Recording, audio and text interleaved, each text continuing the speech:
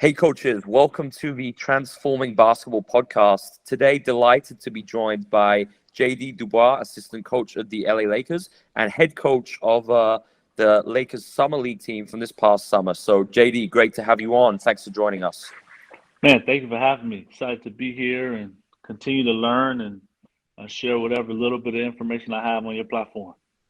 So JD, I mean, first question, we both share a passion for evidence-based ideas, and it's something we've been speaking about a lot just in our conversations. So I'd love to know kind of when you hear this term evidence-based ideas, like what does that mean to you? And I think more importantly, how do you think these ideas have the potential to be applied within either an NBA or high school setting? Yeah, so as soon as I hear evidence-based, I just think of research, right? Like right now, I'm getting my master's degree in sports psychology and ultimately want to get my doctoral in some therapeutic realm. And a lot of the things that I'm looking at is research-based and people much smarter than me that are being funded to look specifically into certain areas. They're finding the trend of the recent research. So if we're going to use research in every aspect of the world, why wouldn't we apply that to the sport that we love? And if there's things that research is showing that's helping players develop, be better decision makers, be more well-rounded, I feel it's only right for me to try to follow what the research is telling us is trending. Yeah, yeah. And in terms of the application of these ideas, just practically, because I think this is this is the reason I started Transforming Basketball to bridge that gap. And I think there are huge barriers. We've spoken about it. It can be very difficult to apply this stuff. So it's like, why are these ideas of significance for basketball coaches of all levels, NBA or high school? Like, why is it important that coaches actually look at some of these ideas and try to incorporate it into their practices? Yeah, I think one, if you want to continue to develop and be cutting edge, you don't want to use the iPhone one. Like if I want to communicate properly and at the highest level, like I'm going to try to get. I have the iPhone like 8, but most people you're going to get the most recent, up to date technology. And the same goes for development and coaching. Is like how can I extract the most recent and up to date information that is factual or is evidence based. And I think if we could start with what is the research saying, and then we can still implement our kind of baseline foundational beliefs, but at least we know it's supported um, by some form of evidence. I love that. So, I mean, I'd be really interested because you have a unique background. You played to a high level professionally in Europe, and then I believe you've been with three NBA teams, right? The Raptors, Pistons, obviously now the Lakers. So, Yes. within that journey, how did you first discover this world and realize that there's a very different way that we can approach things? How did you come across all this? Yeah, I think you kind of mentioned it, right? The starting point of having the opportunity to play in Europe and just see a different style of basketball and be able to watch the younger kids and the U15s, U14s, youth programs practice. And then in the off season, having the opportunity to um, be around DeLon Wright, and he would go and work out with a guy named Noah. And Noah down in LA uses a lot of evidence-based approaches, and just different conversations with him led me to do a little more research. And what it really allowed me to do is now have language to what I already kind of believed. And to me, I think that that's sometimes the most important is there's a lot of things that we're sometimes already doing in the sport, and we don't even recognize that it is evidence based. But the more information that I was able to extract, I realized, like, okay, there's a baseline of understanding. And now, how can I expand on that? And really, what I realized was important is that as I started to see a lot of the players that I worked with develop and improved, I started to say, okay, it's not necessarily just me. Um, there's a lot of evidence that also supports the philosophy in which I choose to develop players, and that's Hmm. not a rocket science thing, but there is research behind it. It's not just a drill that a coach that I played for does or used to do, or Yeah. this coach I used to work with likes to do this drill, so I'm just going to um, apply that to the next player that I work with. Love that. No, Noah LaRoche, I think, is a name that every coach should check out. I've got a. I know he's got a busy schedule, so I gotta try hard to get him on a podcast soon. Hmm. Yeah, I love all of Noah's stuff. I mean, he's living this on a daily basis and doing it at the highest level. Um, so after finishing a successful summer league stint, what would you say, JD, were your biggest learnings from that whole experience, and anything you could take away from that and apply, back on the Lakers bench this year as an assistant? Yeah, I think improving my ability to observe. A lot of times we spend a lot of time talking and shouting out commands and fix this and do this.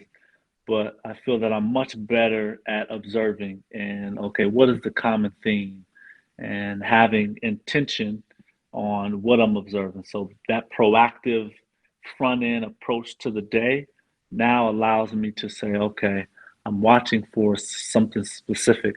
I'm not necessarily coaching every single mistake that happens. And then from a development and even team structure is how can I apply as much variability as possible in my development. So if a player is working on his finishing, how can I give him a variety of defenders and their strengths, a variety of weak side help, a variety of angles, because the game is going to present so many variabilities and variables, excuse me, that are going to dictate what finish he will need. And if I can expand the variety that I present to him in the training environment, then that just gives him a lot of different options that he's comfortable getting to once there's a problem at hand in front of him. Like, what were the first kind of ideas when you knew you'd be head coaching the team? Like, what came into your head in terms of how you wanted to go about it and what you envisioned the practices looking like? Yeah, first things first, I was thinking of just the time frame that you have to teach before you have to play games. And even when there's a normal season and you get to training camp and then the regular season starts, I've always felt that you get to the end of camp and you feel like, man, we haven't played enough, which to me is a trigger word of we haven't made enough decisions as a group and as a collective. And so the first thing that came to mind is, okay, let me understand what Darv wants on both sides of the ball. And then how can I get our group to make as many decisions as possible on both sides of the ball so that once the first game comes and there's random situations and there's a variety of um, constraints based off of the opponent and their skill set, like how can I get our group to make the most decisions possible as a collective before our first game? And how can I structure practice so that pretty much everything that we did from our start of practice was more development based, more individualized development? How can we have decisions um, implemented into really everything that we did? That's amazing, man. I've got so much in that. Like, okay, so I guess next question, and like for coaches, like practically, what could this look like in terms of like, were there any specific small-sided games that you guys went to? Like, what were some ways that you were able as a team to kind of foster decision making within practice? Yeah, so we would first kind of do more one-on-one or player and just one weak side help, and understanding that the spacing was the first Yeah. key. So, okay, this is the most important spacings on the floor. You're going to be attacking from these different areas, and instead of just doing random finishes, now it's finishes from different spots on the floor with just one weak side defender. And then the second part of our development stages was more small group. So instead of it being one versus one help defender, now it's three versus two help side defenders. And now the spacing isn't just the corner. Now I'm receiving a pass from the slot, but I also have my teammate in the opposite corner. So I'm still thinking about finishing, but now I'm reading at least one guy on the weak side and implementing passing and respacing as well. And that pretty much was all based out of the offensive structure Yeah. um, which was 5 out, which is how we wanted to play. But what finish you use was up to how much of an advantage do you have? Yeah, Is a yeah, weak side defender a big or is it a smaller guy? Um, there were so many varieties exactly. of situations that could happen that dictate which finish, but the goal was sprint to these spots, play out of the closeout, and once you're in the paint, make that decision with a teammate. And that was kind of the start of practice, first 30 minutes every day. So, like, what did you notice? Just like, because obviously this type of approach, it's brand new, right? It's not really being done yet in the NBA level. So, what did you notice with the players just in terms of like their skillful behaviors and how they adapted during the whole process from the first day of practice to the last game? Like, what did you notice through practicing this way? I really just felt it was easy to see what patterns emerged. So specific players really good at driving this direction, or specific players really struggle at paint decisions when it's crowded. And instead of trying to go in and say what I think the focus is, well, I allowed the theme to emerge amongst this group because this group is different than our main team. And so instead of wasting time emphasizing a checklist of things that I think will be important, it really gave me a chance to be better at observing, okay, what is happening over and over. Like, man, we're really good at playing out of the closeout. So I don't have to spend time talking about an area that we're really good at. Um, so I just thought it allowed me to observe common themes. I love that. It's such a great response because I think just the biggest strength to this JD is by playing more representative in a more representative environment. It's so much easier as a coach to actually observe the behaviors. And I think it's when like exactly like you alluded to, then how you respond to that, it's actually based on what they need the most versus like you said, wasting time going to something which might not even be relevant. So I mean, I'd love it kind of flows into the next one. So I think something I hear a lot is this is a very difficult approach to implement. It's very difficult to get coaches understanding this. So I know during summer league, you organized. It was amazing. We had an educational session where we was just a round table, and I came in. We were just sharing ideas, talking about skill acquisition, and I just thought it was amazing how you use summer league as a format to develop your staff. But what were some of the conversations you had with your assistants during that process to kind of get them familiar with this approach and then actually be able to do it?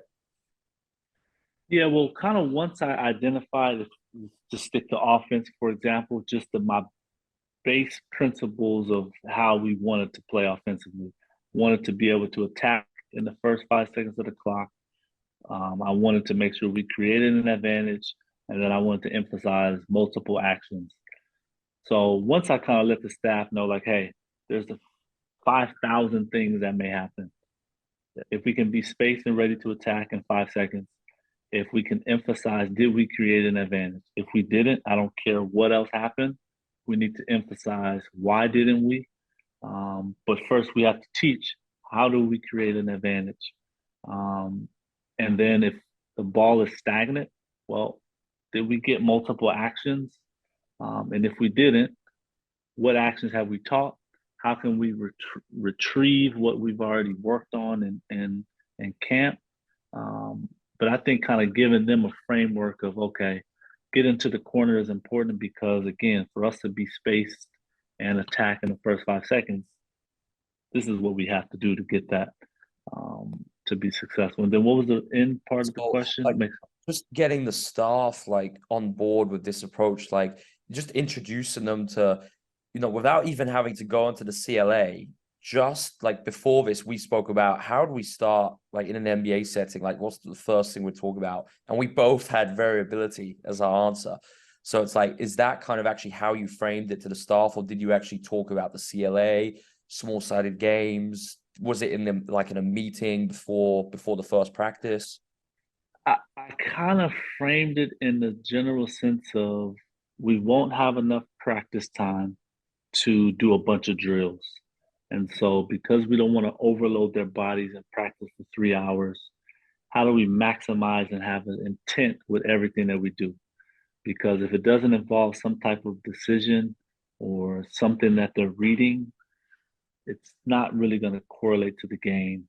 And basically making sure that they knew that anything that we did from a practice standpoint, I wanted it to have some type of game model and something they're going to see and some type of decision. And when you kind of break down, like, hey, how many decisions can we get them to make? No one really fought back because ultimately, like, the best players have the ability to make decisions regardless of um, the challenge in front of them. Like, they have an answer for it. Um, and so that was really kind of how I started, was just saying, hey, I want to emphasize maximizing how many decisions can we get them to make in a day. It's such a great way to frame it. And I think it's all for coaches who are interested in applying these ideas. I think it's all how you approach it and the message that you present in terms of why this approach is just so effective. And I think what you just alluded to there, you hit the nail on the head.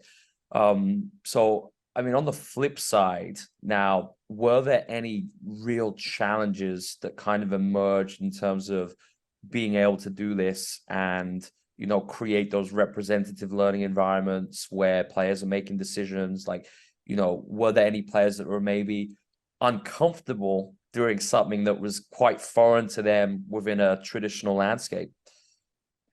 I could tell just as I watched the body language of players and even staff, there was a discomfort when I wasn't stopping every mistake. And so I knew going into certain drills, here are the two things that I'm observing. And this is the emphasis of what we're working on. And if there's other things that, and I've tried to kind of get the staff to recognize, like, hey, there's going to be a teaching component, but once it becomes performing and they're out there playing live, I don't want to be stopping every possession for everything. And I think that that was difficult for some to see a couple of mistakes, and I don't just blow the whistle and stop and address everything. But also sometimes not having enough observation time. So um, I may stop because I saw a pattern and not having enough time to see the improvement because we kind of either have to get to the next drill or we have a game the next day. And even from a training camp and in between games, there wasn't really a lot of time to go from camp and introducing this format or philosophy of thinking and operating to game and then going back uh, to the practice environment. So I would say those two things specific to just that observation time. Fantastic. So, JD, something else I know that you really kind of believe in is the importance of the mental performance side of the game. And I think especially with everything that we've spoken about today in terms of the importance of players consistently making great decisions. And, you know, when we look at how important mental performance is and how that obviously affects that, what were some of the things you guys did in summer league to emphasize kind of this field of basketball? No, that's a good question.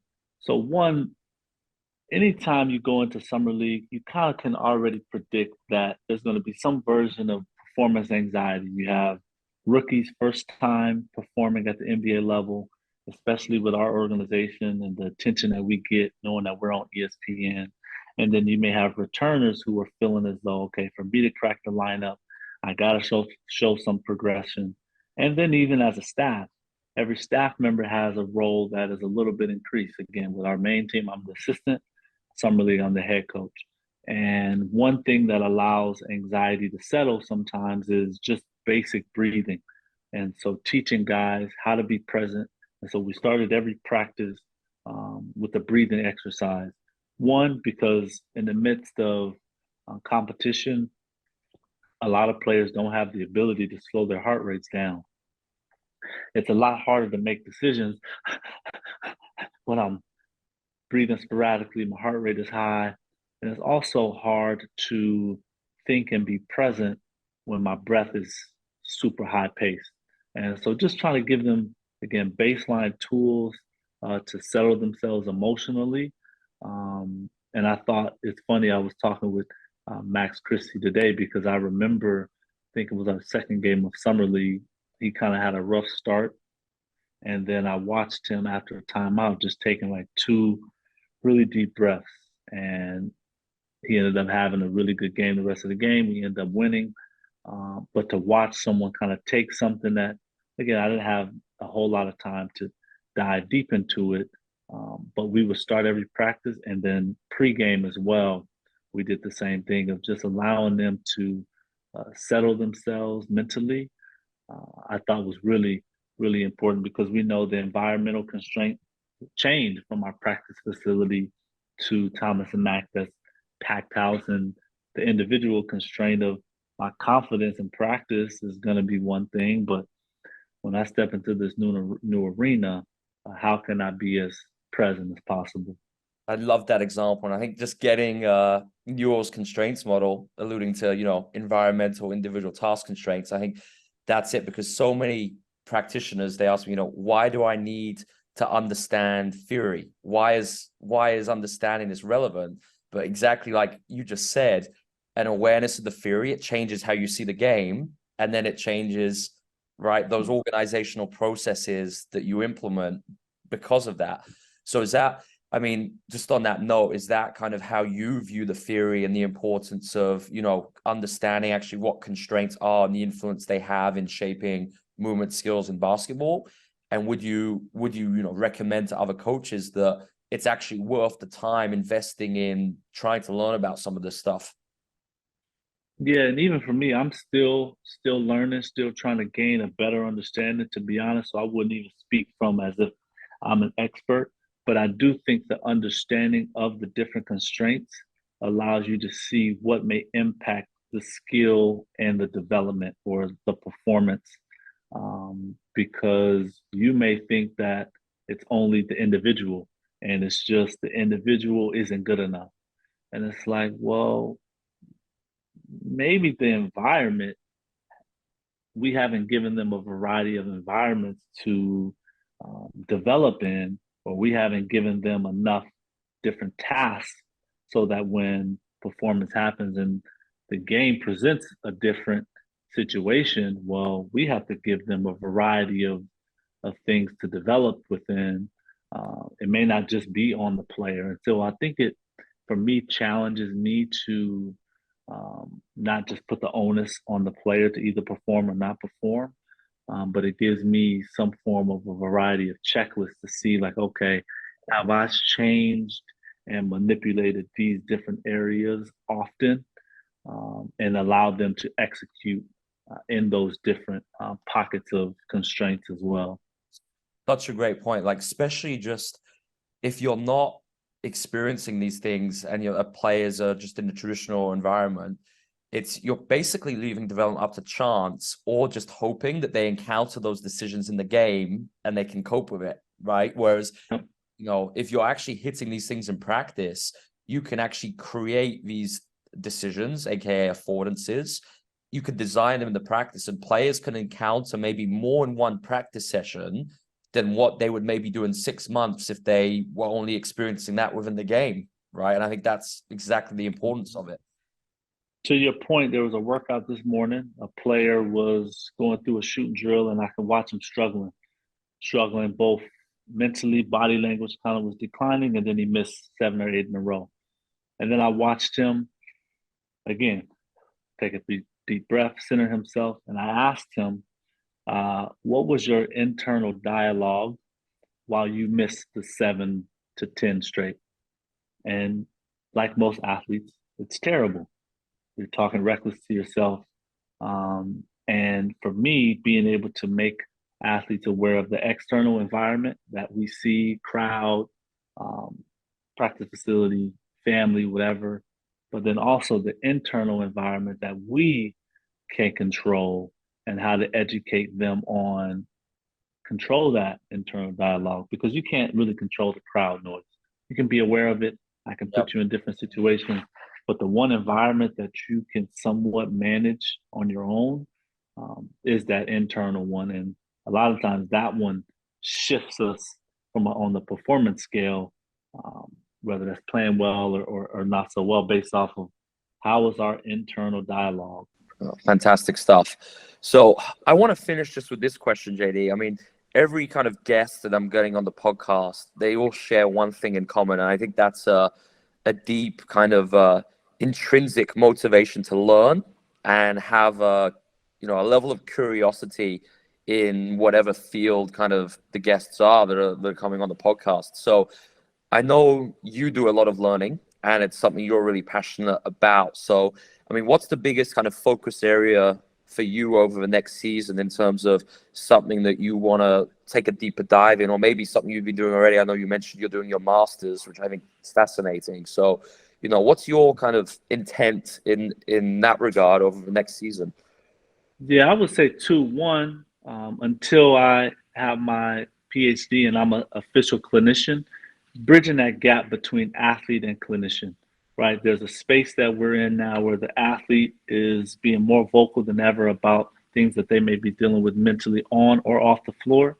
And then we have some of the smartest clinicians in the world that are engaged with our sport.